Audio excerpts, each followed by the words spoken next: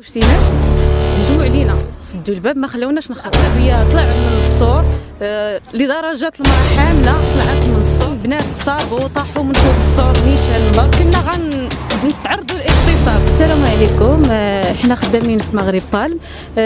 نهار الثلاث كنا خدامين ما علينا ما بينا، شويه جاو شتيناش هجموا علينا، سدوا الباب، ما خلاوناش نخرجوا، لدرجه بقينا تما حتى 8 د الليل ولا 9 ما لقينا منين نخرجوا. الاغلبيه طلع من السور لدرجه المراه حامله طلعت من السور. واش ديك السيده ما غتضرش؟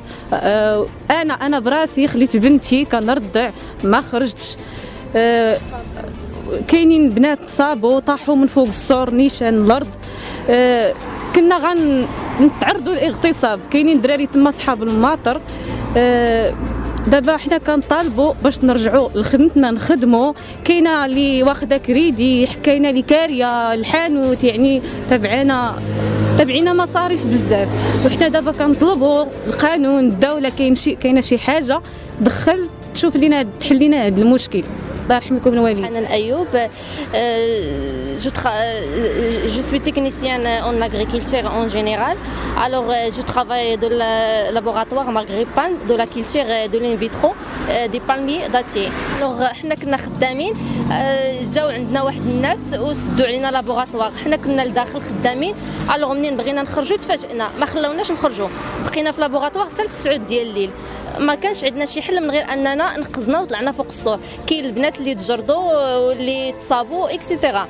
بالنسبه لعندنا حنا دابا خصنا نلقاو شي حل، حيت حنا باغيين نخدموا. مادام هذوك جاو انهم حبسوا لينا لاكتيفيتي، حنا ما عندناش علاش غيجيو يحبسوا لنا لاكتيفيتي. حنا باغيين نخدموا، يعني حتى حنا خصنا نطالبوا بالحقوق ديالنا. السلام عليكم. دابا حنا نهار الثلاث كنا خدامين